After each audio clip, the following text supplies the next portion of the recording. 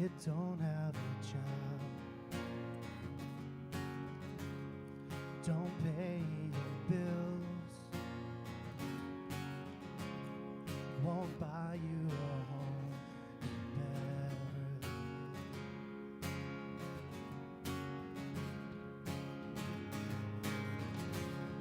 Won't fix your life in 5 easy steps. Ain't the law of the land or the government, but it's all you need, and love will hold us together, make us a shelter to weather the storm, and I'll be my brother's keeper, so the whole world will know that we're not alone. It's waiting for you,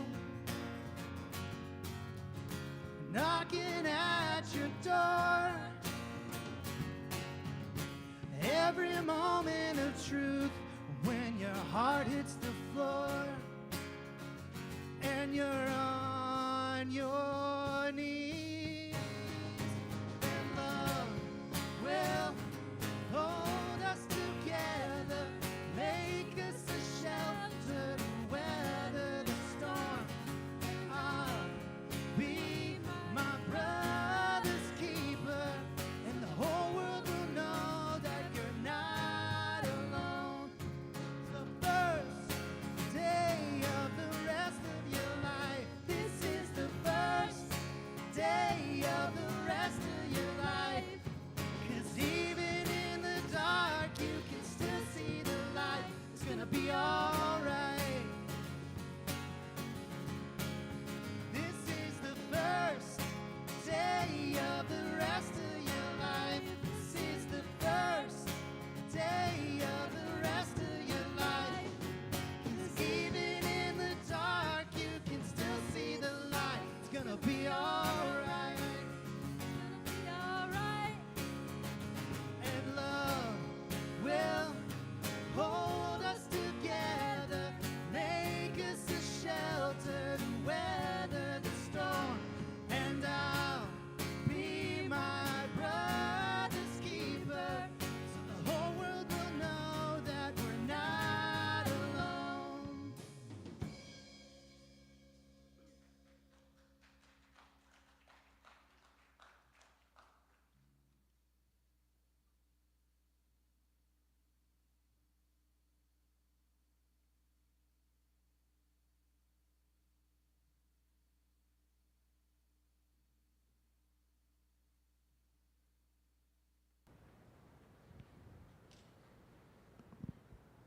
Amos, for you who desire the day of the Lord, why do you want the day of the Lord?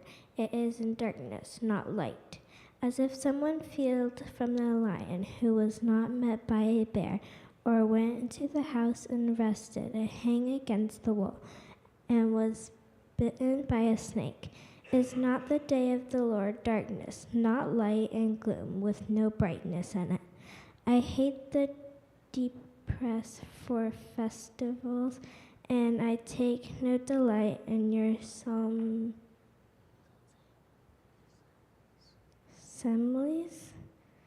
Even though you offer me a burnt offerings and grain offerings, I will not accept them, and the offerings of well-bring of your fat animals I will not look upon.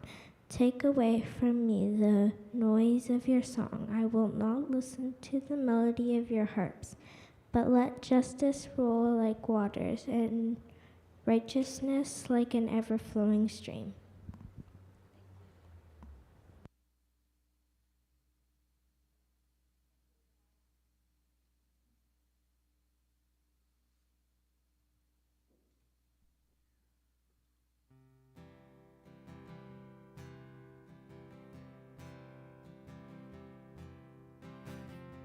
I went walking down the road with a heavy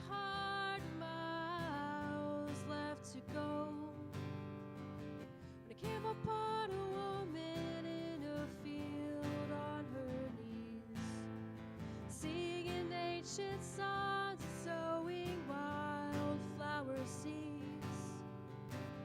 Tell me, what's the point in planting pretty things in these days of darkness and disease? The world is burning, have you not heard? She smiled and said, honey, I've lived long enough to learn that the time for flowers will come again. Maybe in 1 year, maybe in 10. There are days despair will win, but the time for flowers will come again. I have witnessed funerals and wars, worried mothers, empty shelves and empty stores. The stores will rage and the winds will blow. You are gonna find out that you're stronger than you know, and the time for flowers will come again. Maybe in 1 year, maybe in 10. There are days despair will win, but the time for flowers will come again.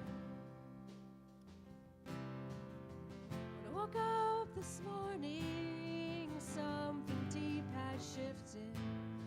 The sun was coming out and the clouds had finally lifted.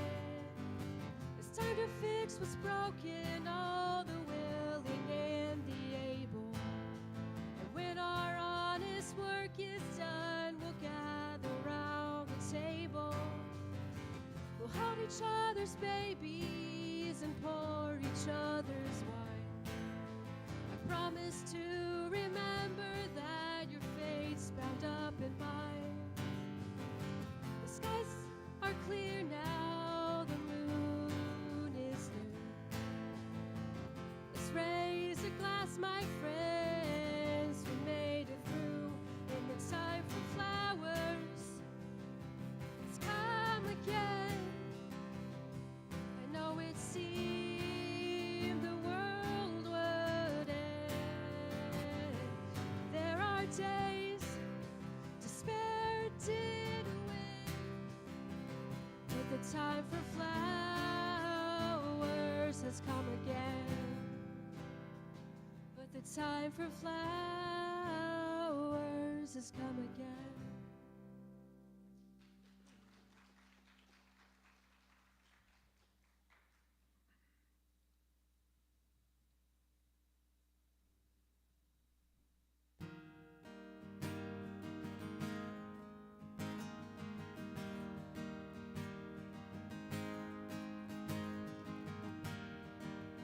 Every day we go to war again. We assume we know so much more than them before we hear what they have to say. Headline breaks, we start to hate again, calling them names again. We give your peace away, and I hope they see it, 'cause I want to see it. I hope we believe it. 'Cause I wanna see the love all around you, all around you. I wanna know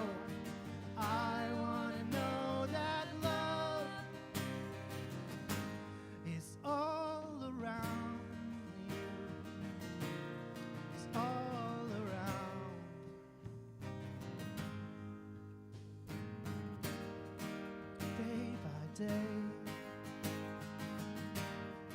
Hope fades away, and then we know that there's pain within we cannot medicate. Learn to feel, Learn to feel. learn to begin again. We open our eyes again. to see our brother's pain. And I hope they see it, 'cause I want to see it.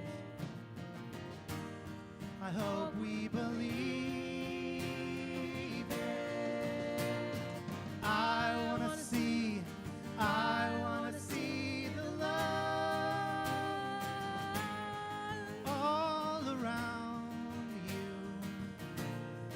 all around you. I want to know that love is all around you. It's all around. 'Cause I want to see the love all around you, all around you. And I want to know that love is all around you. It's all around.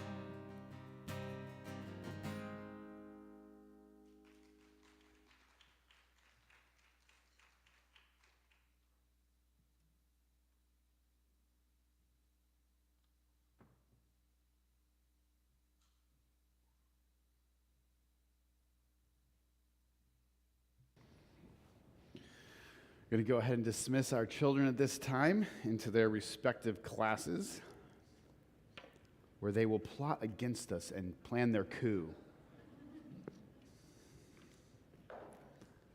I have a new interesting thing that I have to add in to say each week now. I got to figure it out. Today we're going to be exploring and considering our place in this world, the opportunities that we have to display, proclaim good news, the role we play in embodying that which is good before the rest of the world. And to do that, we're going to launch off, like our beginning place will be that text from the lectionary that you heard read from Amos chapter 5. And from there we'll meander, and I'm going way off of anything else that's in the lectionary because I just wanted to say certain things today. So there we go. But we do have Amos chapter 5 before us. It's a really interesting text because, well, first of all, it contains that famous verse. Let justice roll down like waters, and righteousness like an ever-flowing stream. Right? There's this rallying cry of those who have sought justice throughout the ages. This verse grabs us with its imagery. Right? The coming of equity, fairness, of right, of all that goes under the word justice rushes into our world like waters, enveloping everything. Right? This is the ask, this is the longing of Amos in this chapter. It's the longing of the prophetic in general. This is how most of the prophets talk. Right? They desire to see evil washed away and the thriving life of all springing up, growing and bearing fruit. The prophetic voice is, of course, a voice of both longing and promise and also of warning. Because it is in the voice of the prophet we see displayed before us the tension between competing claims over humanity. The tension between competing ideas about how it is that our world should be structured. And the prophet calls us away from one of those and towards the other, right? Right? Yeah, I'm going to start doing that more. Just keep you guys on your toes. Amen? I hang around people now who call for amens. I kind of I've always thought that I hated that, but now a lot of people I love do it, and I'm like, well, maybe I'll start calling for amens. I don't know. Today before us, we have this text, this one of tension, one of warning. And there's a really interesting idea in it because, as you heard, Amos is kind of turning on its head a common idea of his time. And in fact, Amos is subverting, disrupting an idea that's also very prevalent in our own time. Amos speaks of the day of the Lord. What is the day of the Lord? It's this time spoken of by the prophets, dreamt of in the imagination of the Hebrew people around Amos, that God would act in some kind of mighty, big, strong, obvious way to undo the oppression of the pagan nations, deliver Israel, institute a good and right king. Right? God would do all of these things for the people in order to bring them into shalom, peace, equity, justice, righteousness. Right? We have these big visions from Isaiah, for instance, where the day of the Lord will bring a time of peace where the lion will lay down with the lamb and the child will play with the snake and there will be no more war, right? We will turn our swords into plowshares. Ezekiel speaks of a time where we won't even need anyone to teach anybody else because we will all just embody the teaching of God. There's this time of like internal adoption, right? So that the mass of the community experiences freedom from enslavement and freedom from oppressive military action and freedom from exploitation, right? Well, that sounds really great, right? Isn't that a time we would all want? And apparently the people around Amos who are experiencing oppression probably longed for the same things. They longed for God to move again. We've heard people talk like that in our time, haven't we? You'll hear people talk like that. We need Jesus to come back. Right? The second coming is talked about very much in terms of some of the same ways the day of the Lord was talked about. In fact, in Christian theology, traditionally, those are put together. They're conflated, right? The day of the Lord for Christians is just another way of saying the second coming. And even when maybe we don't hear people talk about some kind of eschatological second coming, right? Although that is very commonly talked about in our culture. We often hear people talk about like God doing a new thing or moving again or displaying his presence to us again. And Amos says, you sure about that? You sure about that that's why? Are you sure that's what you really want? Are you sure that you desire the day of the Lord? And then he leans in closely. It's in the Hebrew. He leans in closely. And he whispers. The first time I read this text, with a prophet, you think of Amos like proclaiming, preaching, like, right? But it's a little more scary if you make this intimate. He leans into those who are talking about their desire for God to move again, to bring the day of the Lord, and he says, the day of the Lord is darkness, not light. How shall I talk about the day of the Lord? It's as if you were being attacked by a lion,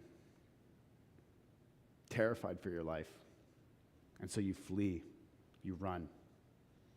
And just as you thought you've lost the lion, and you take that first breath of relief, you come face to face with a bear, staring into the gaping maw of a monster.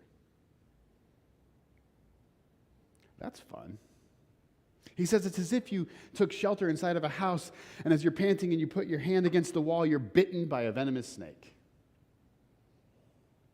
And then he says, the day of the Lord is gloom with no brightness in it. Okay, what's going on? Because the way Isaiah talks about it seems to be pretty positive, right? And now the way Amos talks about it, well, doesn't. It seems pretty frightening. Amos says, no, you might just want God to stay away for a little longer. You don't want to mess around with this guy. It's not going to go well. I know things are bad now, right? You know you're being chased by a lion, but there'll probably be worse if God really showed up.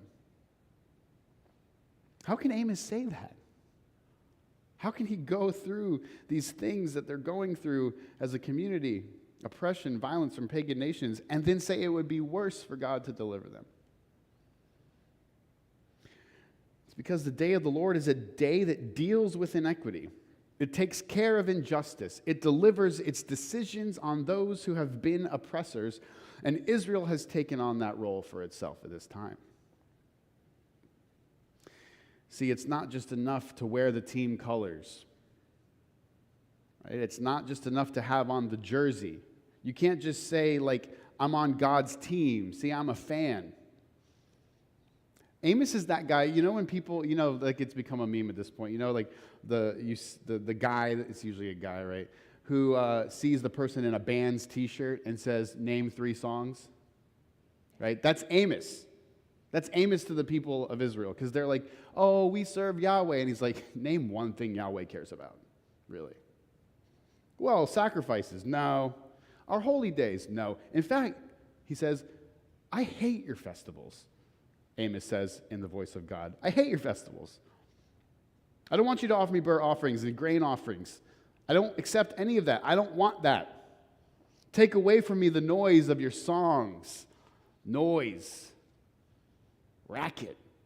It's piercing my ears. It's obnoxious. I will not listen to the melodies you play on your harps. I'm sick of all of this. I don't want any of it. Okay, what do you want then? If you don't want all this worshipful stuff, if you're not expecting people to bring their offerings, what does God want? Come on, Amos, bring us home. Tell us what you want. Give us some guidance here. And then the word of God comes through Amos and says, let justice roll down like waters and righteousness like an ever-flowing stream. This Hebrew word behind the word justice, that first word in the phrase, means like the act of making a decision, a proper judgment, right? A ruling in favor of someone or against someone. And so it carries with it the idea of doing it for the right reasons, not because of a bribe or personal gain or something, right? And then the second word, righteousness, is the word that is often translated justice as well in the Bible. The word tzedek. In fact, I was at a training this past Thursday and Friday with some really great folks from around the state of Florida who are doing justice work like we are with Hope. Hope's a part of a larger organization called DART, right? And different counties have their own chapters. And so some of us from Polk County, Pinellas, Palm Beach, Broward, Jacksonville, even up into like the Savannah, Georgia area, all got together for a more advanced training on how it is that we can work for justice in our communities. And at one point, I was helping to facilitate at a table that was practicing.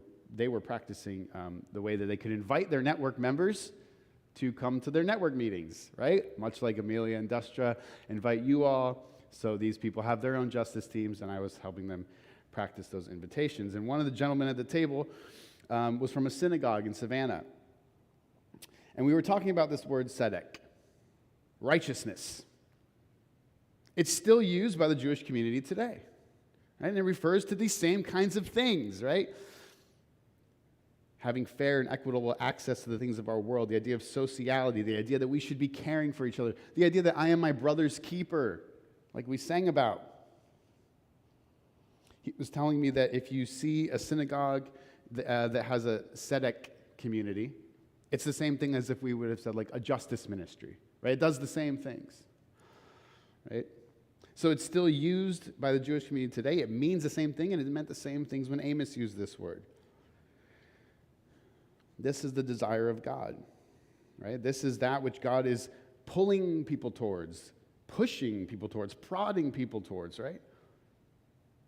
But if you leave that behind, if you leave behind righteousness, this justice, this way of caring for each other and freeing each other from exploitation, if we leave that behind, then the alternative is what? What's the alternative? I'll wait.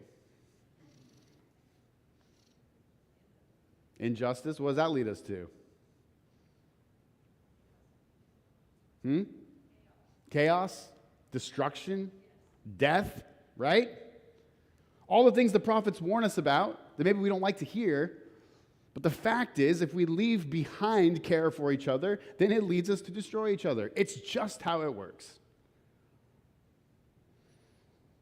If you don't eat food, your body shrivels up and dies, right? If you don't drink water, your organs fail. If you don't put gas in your car, it doesn't go. If you don't pursue justice, humanity fails. That's how it works. And so to say, oh, we wish that God would come down, we wish that God would be here for us, Amos says, I don't think that you're taking that as seriously as you need to. But we can pursue justice, right? That option is there. That but in the last verse is just a beautiful, amazing word for us. I wouldn't ask for the day of the Lord if I was you, but let justice come. Let justice come among you. Let it roll down like waters. You can do all this religious stuff, but no, rather, right, we have another choice, seek justice. This is always the call of the prophetic voice. It's the call over us. It's the voice that we seek to embody in our own community. It is, of course, also the voice of Jesus himself, speaking, warning against those who are oppressors, speaking against oppressive structures and systems that deplete the people rather than give them life, warning the people not to succumb to them, to give in to them, or to desire that power for themselves, right? But rather spurring them on to form their own communities and to shine as a light in a dark world. And Jesus puts his spin on this idea of a right and ordered world of righteousness. Calls it God's kingdom. And God's kingdom, of course, stands in contrast to the kingdoms of the world. We see this really played out in a very dramatic way when Jesus has to make that choice in the wilderness. Is he going to worship Satan and get all the kingdoms of the world and their power, or is he going to be faithful to God's kingdom?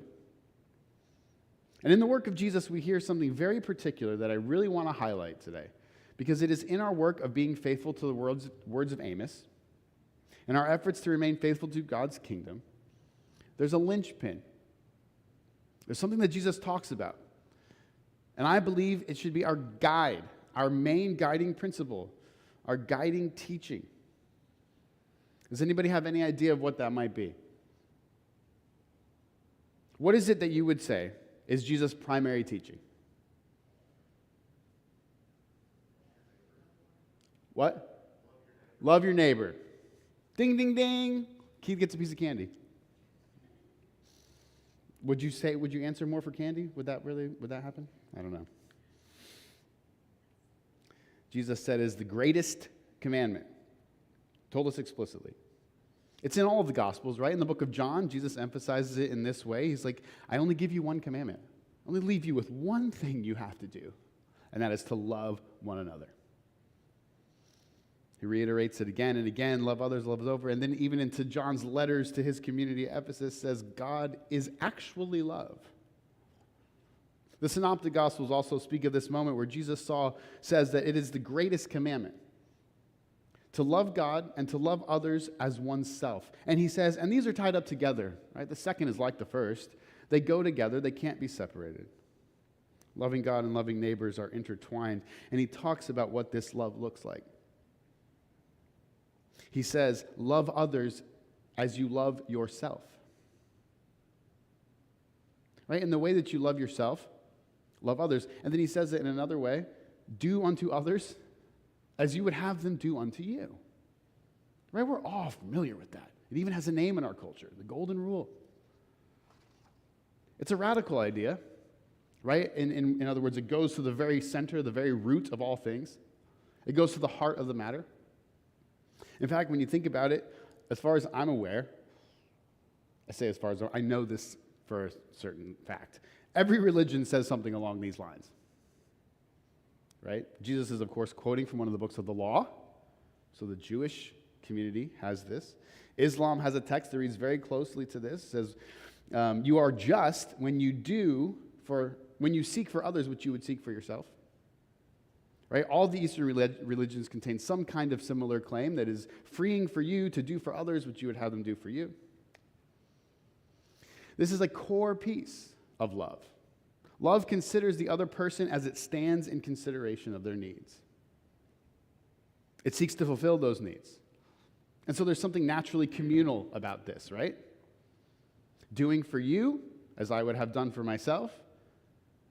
And if you do to me as you would have done for yourself, well, we're going to be okay. It means we can't kill each other. Right? It means we can't steal from each other. It means we can't exploit each other. It's the most foolproof thing in the world. Really, when you think about it. It's impossible to have exploitation if people embrace this. But of course, there's another story, there's another narrative that exists in our world that we can choose to live by, other than this divine story. There's the story that the greatest commandment is to provide safety, stability, or security for yourself. There's a story that says, take care of yourself first. And that can be done very selfishly. Like you may hear someone say, like, I'm just going to get everything I can for myself and forget everybody else. It can be couched in a way that maybe it makes it appear a little less so, right? Like, take care of yourself first so you can take care of others. Sounds a little better, right? But I want to take care of others. In order to do so, I have to be strong enough, and so I have to take care of myself. But the great religious traditions all kind of point us to the fact that, you already do that. It's kind of a natural thing for you to not destroy yourself in many ways. Certainly we do. Certainly there's the idea of undermining what we want and self-sabotage and all of those things. But when you think about it, day in and day out, we really do wake up assuming that we will prevent ourselves from entering into pain.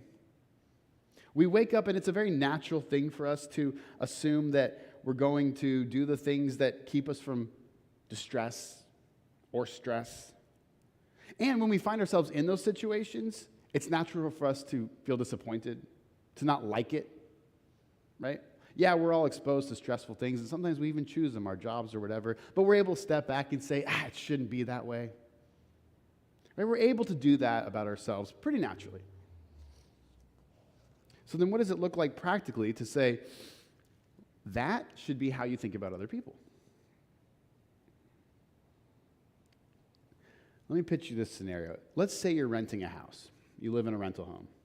And let's say there's a water leak somewhere. And it's starting to get bad. Like it was a slow leak, so you didn't notice it at first, but now there's like a wall that's caving in. There's maybe mold all over it or something. Your house is starting to smell bad. You don't know what to do. You know that you can't just have it continue to run, so you go shut the water off, and you call your landlord. You say, hey, there's this water leak in my house, and the wall's like falling apart, soft, there's mold on it. And the landlord says, sorry, I don't care. Like, what would you do at that point, right? I don't know necessarily how to fix it myself, or if I do, it's not really my responsibility. That's not how rentals work, right? Would you just let it go and forget about it, or would you stand up for yourself? Right? You're probably going to continue to make calls. Hey, that leak's still there. Hey, are you going to do something? And if they don't do anything, you have some options like maybe I'll call code enforcement because I know there's not supposed to be active water leaks in a home, right? I know that's not legal. Maybe you could take action yourself and say, if you don't come fix this, I'm going to refuse to pay my rent, or I'm going to dock my rent by a certain amount because I can't use that room right now. Right? You can kind of expose the tension. You can move it up the chain. You can go to an authority that's over him. You can do it in a way that maybe it forces him to answer you when maybe he didn't return your calls before. Right? You can take actions that ensure that you have a place that's safe and secure and free from mold and all that, right? Like we do those things. When there's bad customer service, to us, we take actions around it. Well, you would do that for yourself, right? And so then love demands, the golden rule, if you would do that for yourself, then you should do it for others. If we are concerned about our own living conditions, then we should be considerate of the living conditions of other people. And if we would take actions to ensure our own, then we should take actions to ensure others. Right? That's what love is. Do unto others as you would have them do unto you. If you would do something for yourself, then do it for someone else. It's actually quite simple. There's nothing to it, and there's nothing complex about it. If you were arrested unjustly, would you just settle for it and not worry about it? No. Well, then why would you if someone else is?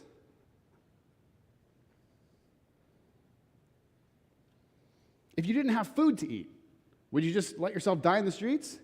No, you wouldn't. So we shouldn't do that for other people. Do you see the connection here, right? How love drives us towards embracing Amos's words. Let justice roll like waters and righteousness like an ever-flowing stream. Why would I ever work for justice? Why would I ever care about righteousness? Why would I work for others if I'm okay? Right? It's only love that leads us to a place of embracing for ourselves the call from Amos. Well, what about people who don't love? Right? You're here because you have some kind of commitment. You've been in some way compelled. You've seen and tasted like a grace that says there's more for you. What about someone who doesn't love and actively just hurts others or says, I don't care about others, right? What about think about the prophetic voice. To whom is it that it speaks most often? The king, right? Amos talks to the king, the high priest, right? What about those people? What about those who benefit from harming other people? Do you think Pharaoh cared when Moses says, let my people go? No, right? We know he didn't. Do you think Pharaoh ever got to the point where he had love in his heart for the Hebrew people? Not according to the story, right? You remember that story, don't you? Joseph is sold into slavery by his brothers, rises through the ranks, has visions of a time of famine. Pharaoh does, and he tells Pharaoh about what they mean, right? And so Pharaoh consolidates all the grain for years, and he stores it up, and he plans ahead and prepare for this famine. The famine does hit, and then the people come to Pharaoh. The Hebrew people living in the land, but also the Egyptians, if you were to read the story. And they say, this famine's destroying us. Our land's not producing. We can't feed our families. We know you've stored up. We know you've planned for this, oh Pharaoh. Give us some grain. And he says, of course I will. Give me all your money. And so they do. Right? Scarcity, fear drives them to be exploited. The next year, they're out of food again. The farm's still not producing. They says, we don't have any money now. And he's like, that's fine. I have grain for all in the land. Give me ownership of your farms. And then I'll save you. And they say, oh, great Pharaoh, thank you for saving us, right? Now, Pharaoh not only has all the gold, but all the land. And in the third year, they come back and they say, we don't have any farms. We don't have any money. We're still starving. The land is still not producing for us. Now on farms we don't own. And he says, of course I will save my people if you are willing to become slaves to me. And it says, not just the Hebrew people, all people in Egypt, it says, became slaves to Pharaoh. This is the narrative of Pharaoh. This is the story of the kingdoms of the world. Scarcity, fear, exploitation. You think Pharaoh has any sort of love towards the slaves, both Egyptian or Hebrew? He doesn't, right? And so Moses has to come and demand, let my people go. Pharaoh says, no, thank you. Why would I do that? Are you crazy? I spent 7 years setting this thing up. It was a different Pharaoh, but you see my point. It would be hard to conceive that those without love would ever do what is right. And so Moses just says, well, then, okay, things are going to get tough for you. Plague after plague, frogs, death of horses and cows and all that, and it just escalates. It gets worse until eventually, of course, Pharaoh lets the people go. So there's a part of working for justice that is internal to us, where we say, hey, are we on the right track? Do we have the right mentality towards other people? Are we personally being fair towards others? Or are we looking down in judgment on others? Are we standing in a false judgment, right? Are we being unjust in the way that we think about the people in our neighborhoods, discounting their dignity, forgetting their humanity? We can ask ourselves whether our desires are misplaced, as they were with the people around Amos. Are we looking towards things like religious acts or ways we can perform or engage with our world that kind of let us off the hook, let us know we're okay? That's the first step in embracing justice, as Amos says. But of course, the second step then, and the call is really to engage in a tangible way if there is oppression. If there is a lack of equity, then undo it, Amos says. Make things right. And it's like a mighty rushing water. I don't know about you, but I can't think of the image of mighty rushing waters without thinking of the Red Sea. And as Pharaoh finally says, okay, you can go, the people depart, and they're just celebrating, and they're joyous, and they're ready for their new life as not being slaves. And then Pharaoh realizes the grave error he made, and he sends his armies out. And Moses parts the Red Sea as they're stuck there, worried about what happens next. And they get through on dry land. And then the Pharaoh's like, hey, there's dry land. Cool, we'll continue our pursuit. And the waters crash around them.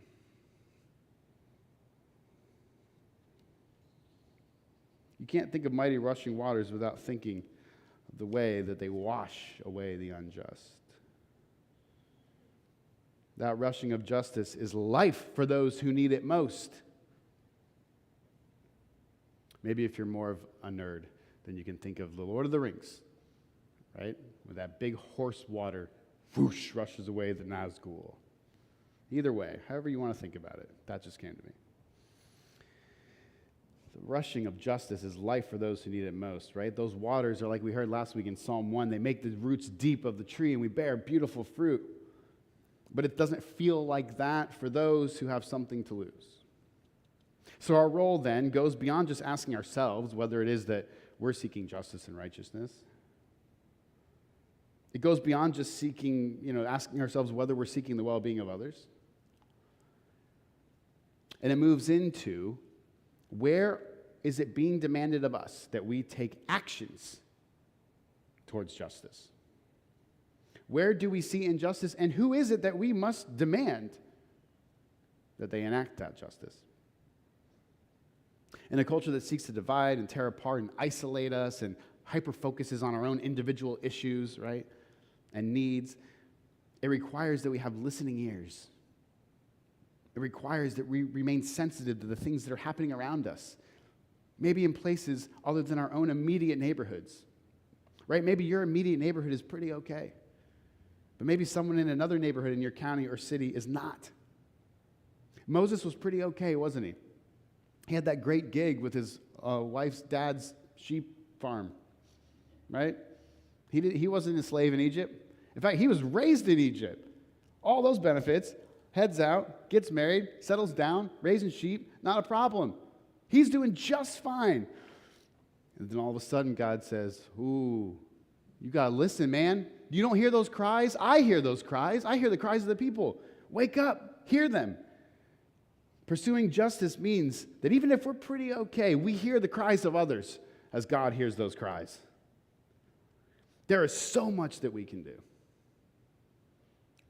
There is so much that we can do as we work for justice. And it's going to look different for each of us. But of course, I have to say that our involvement with hope is right in front of us. It's right there. If you're like, hey man, Pastor Chris, what should I do? Well, hey, the opportunity is right before you. Something we can pursue and pour our energy into that will absolutely bring righteousness into our towns and our county. Tomorrow we have a research to action training. If you have ever thought, man, I'd love to do more with Hope, I don't know what it would look like, right? I know that what Hope does. I know there's like this research phase, this research part of it. I'd like to be more personally involved in that research, in that action, right? I'd love to help with those conversations with leaders. Or maybe if I wouldn't like to do that, I'd at least like to know what we're up to and what conversations are being had and how to help form the questions of those conversations and what kind of issues are we going to present to them, right? If you'd like to get more involved in that research, that action, hence the name of the training, Research to Action, right? Then come tomorrow night. Come to the training. Doesn't mean you have to join a committee. I'll be presenting tomorrow the contrast between money power, which we don't have, and people power, which we do have. Or at least we can have if we all join. A few of us are going to be in our Thriving Congregations team meeting tomorrow. Right? So we won't all be there, but there's some from that team that have already said they're interested in joining a research committee. So if this is something you'd like to do, just come out. Come to the meeting tomorrow. 6:30 at St. Catherine's Episcopal, Temple Terrace. It's in the WhatsApp group. You could also talk to Dusty or Amelia or myself about more details. It's basically the details you need, though. Come out. Maybe you leave tomorrow's meeting and you think, yeah, I don't think I can be on an action committee. I don't think I can be on a research committee, but I guarantee you will have benefited. I guarantee you will feel more connected and have an even greater heart for the work of justice. Whatever it is that we find ourselves moving towards, whatever it is in our pull of God's Spirit towards something beyond us, may we be a place of true love, of the powerful love that seeks the good of others. May you today let go of whatever other kind of identity-forming thing you think you need. May you today tell yourself you're okay. And may you just embrace the justice before you with open arms. May you gladly embrace that rushing water. May you be baptized in the flowing of righteousness into our world. And may we see God's kingdom come on earth as it is in heaven. Let's pray.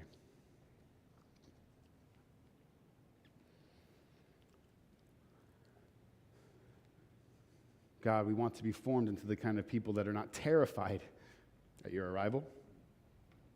Free us from our complicity and injustice. Free us from the propensity we have to forget the needs of others, to close our ears and our eyes.